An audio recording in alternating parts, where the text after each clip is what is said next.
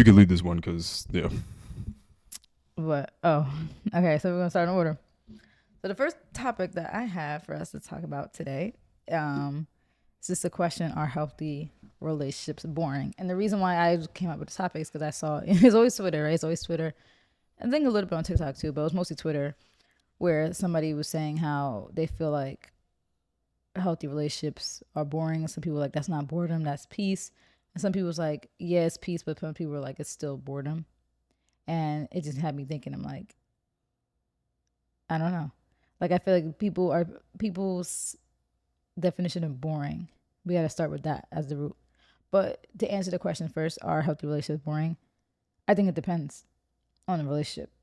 I think if you are in a fun relationship and you like the person that you're with, that it doesn't get boring. Because I feel like that's a lot of people's issues. They equate peace to boredom because a lot of people like the toxicness, right? Like some people actually said they like the toxicness. They like the fighting, the yelling, the jealousy, the sneaking around, the going through the phones. They think that's fun. I don't think that's fun. It's toxic. It's draining. It affects your physical and mental health. I don't like it. They're just replicating what their parents did. Yeah, that's the thing. People seen their parents arguing in the house, and that's what they think is normal. That's their comfort zone. That's their yeah, and that's what they feel like it's love, and that's how they feel like a relationship is supposed to look like. So I'm like, how, like that's crazy to me that people interpret healthiness as boring. Because my whole question too, when people try to say that relationships when they're healthy, they're boring, or people say do relationships get boring? Why do people put relationships in their own bracket? Because you wouldn't say that your lifelong friendships get boring. No one ever questions, do friendships get boring? No one ever questions that. No one questions, does the relationship with your parents get boring? Does the relationship with your sisters and brothers get boring? Does the relationship with your aunts and uncles get boring? So why is it that relationships are in their own bracket when no one ever looks at any form of relationships in that way, except romantic? Like if you like the person you're with, how would it ever get boring? It would be the equivalent to having a best friend for life. Like you wouldn't say that your people who are like your grandma's still friends with her friend that she has since college, and they're both in their 90s. They wouldn't be like, this friendship is boring now. This is boring. Like, so why is relationships in its own different category? Like, I don't get it.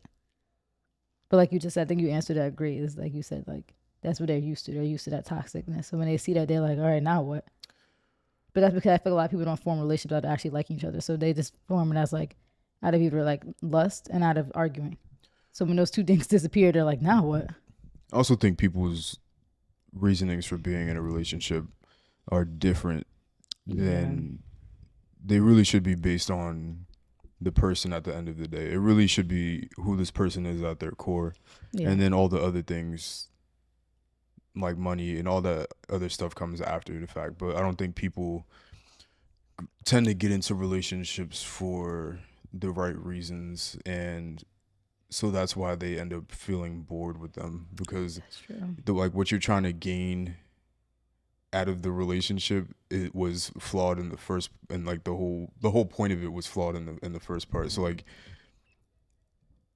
you're not even in love with the person, right? Yeah. Like you're kind of in love with the idea of the person or what you feel like they can do for you. Yeah. So that's like the number one thing, is you're not even with the person for the right reason. So like you don't really want them to be your piece. You don't want them, people, that's the crazy part. People don't even want all of the actual true benefits that come with being in a relationship, and that's being with the person themselves, not necessarily what they do for you even. Like that's not who the person is. Like that's not, to me, who the person is. Like what somebody can offer you is not who the person is. It's all of the other intangibles that makes a person who they are. Like the personality traits, caring, and the actual feeling of someone loving you by like the things that they say, like the words of affirmation, basically all of the different things where they say like your love language. Yeah. I don't think people actually like those things. They just like the idea of somebody like, oh, like to me, money should almost be a non-factor in a relationship, low key. Like it shouldn't even really necessarily be a conversation piece, because if that becomes your focus,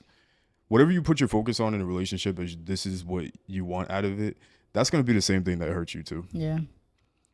Yeah, because that's the thing. Like, I get it for people to be like, oh, like, well, we have to talk about money in this world. It's like, I get it, but at the same time, I don't, because, like, realistically, you shouldn't depend on anybody financially. Like, everything that you need for yourself you should provide for yourself. That's it.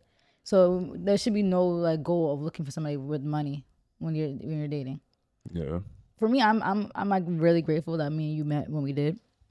Because I just can't imagine. Like I think love doesn't become as authentic as it does when you're young and have nothing to gain from it. Like I think about like our relationship, right? And I think about like our friends' relationship, like how they met in 8th grade.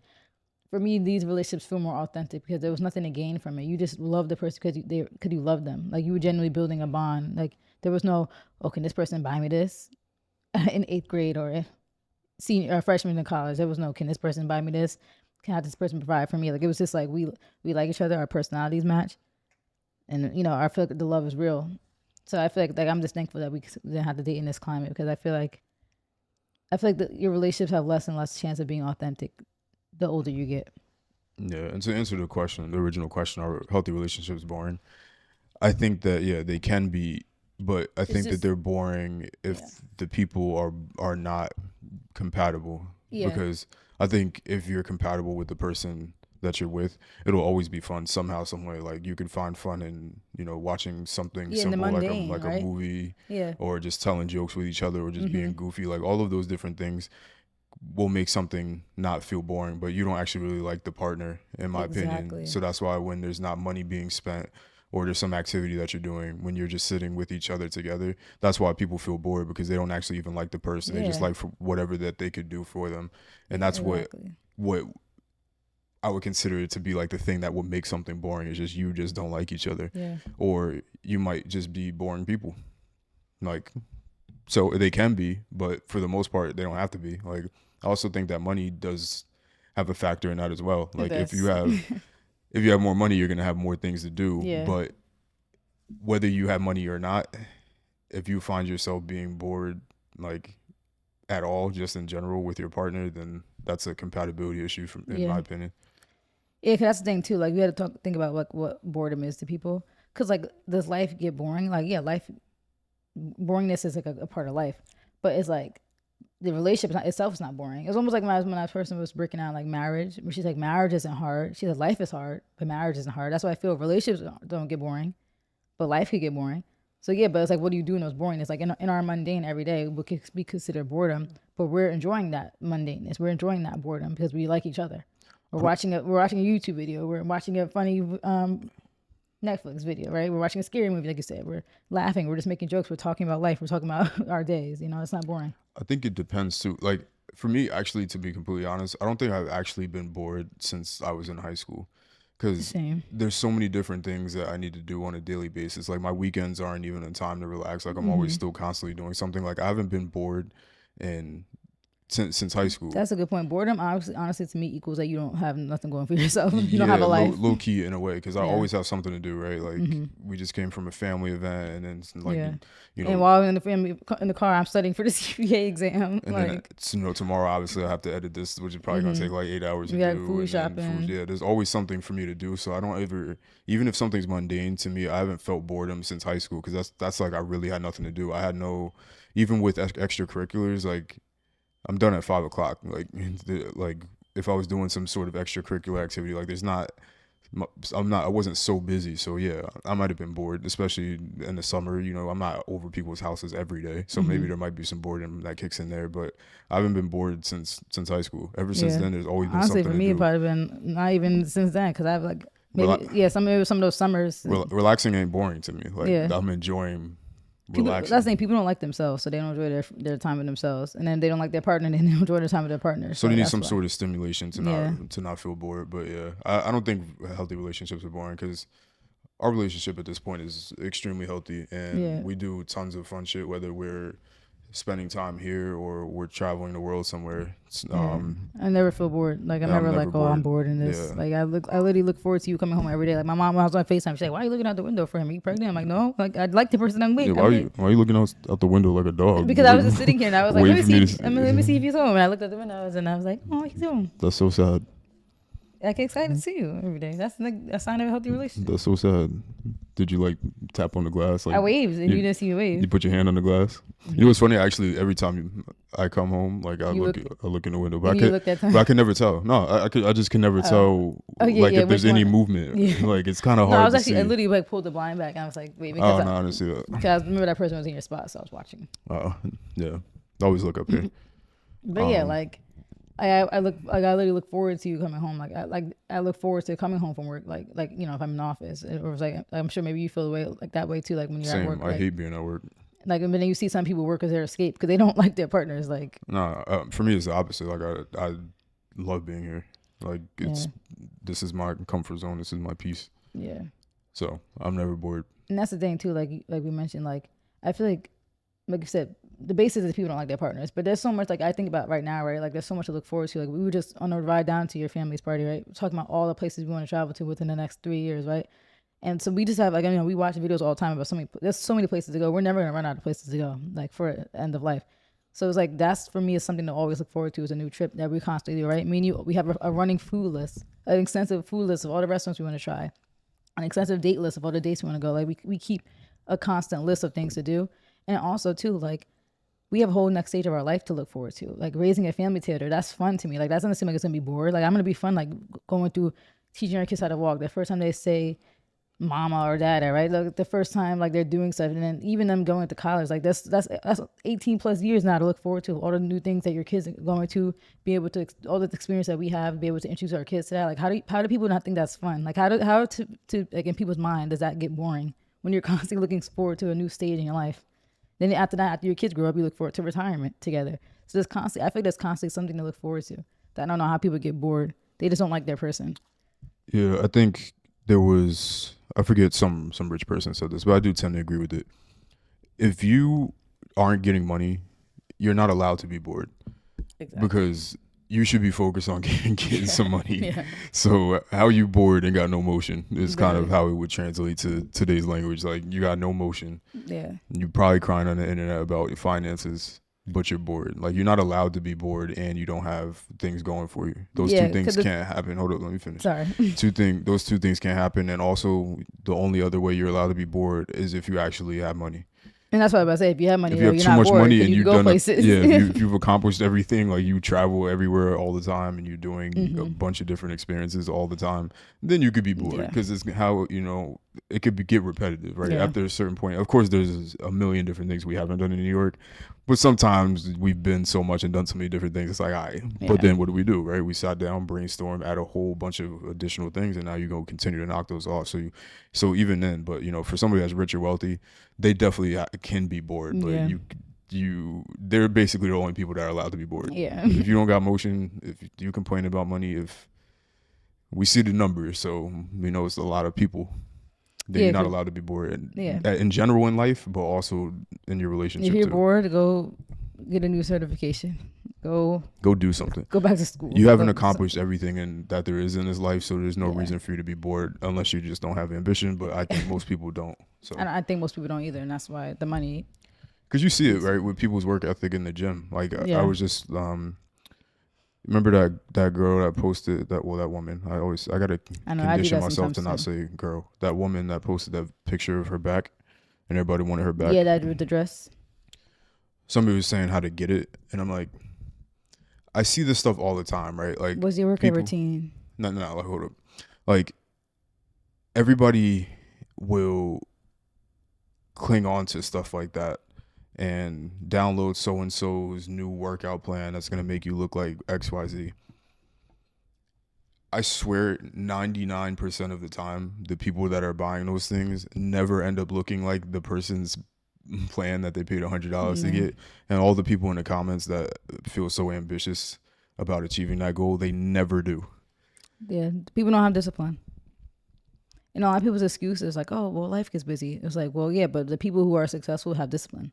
And they're also busy. Like, yeah.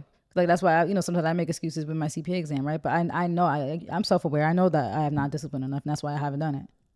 But that you make time for things. If you're disciplined, you'll be able to achieve. Like, all these people that everybody aspires to look like, to be like, to have the money like, they separate themselves from everybody else because of just strictly discipline. Discipline is literally a life changer, a game changer. And most people don't have it. And I feel like I've succeeded a lot just with my discipline. I still don't feel like I'm as disciplined as I could be. And I still feel like I accomplished a lot. But even a lot of things that me and you have done, a lot of people don't be doing, We'll never do. But yeah, you can always go harder. Yeah, you can always go harder. And like you said, you should never be bored. You should never be bored. Go ahead and get those things. Yeah. So yeah. Anything else on this one? Nope, I just think people. I feel like every time we have a relationship topic, we always kind of come to the same conclusion: just date and marry who you like. Like, don't lead. Like, I feel like like I don't know. It's hard to give people advice because we're not fortunately we don't have to worry about dating in an adult world, right? We date as teens, and like I said, I feel like when you date as a teenager, you don't have you're not trying to gain anything from the relationship except just love and like intimacy, right? You know what I mean? So it's like I can't really give people advice because I never dated as an adult. But I just want everybody to generally just try to find people that you like, because that's a game changer. Like I said, like your friends, you like your friends, so you don't ever feel like you're bored with your friends. You don't feel bored every time you go out and hang out with them. So you should feel that same way with your relationships. Like people put relationships in a whole different bracket, and I think that's so weird to me, because they should be all in the same umbrella of relationships. People need to pursue people that they like and not pursue people based on what they can do for them, or pursue people based off filling a bracket. Like, okay, I got to get married, so I'm just gonna marry anybody. Yeah. Just to say, just so I can have a wedding. Because there's a lot of people that can do a lot of things for you, but if you don't like them, then it's not going to mean anything. So you, at the root of it, you always have to get somebody because you actually like them, and then what they can do for you comes after.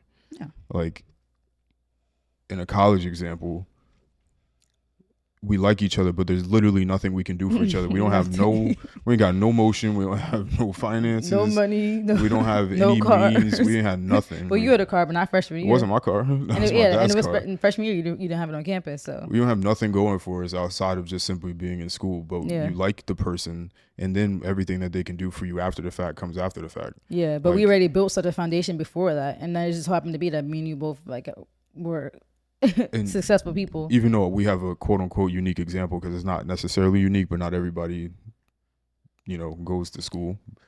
True. Same principles would apply to anybody. Like, find somebody that you like, and then figure out all of the other things later. Like, you're not gonna.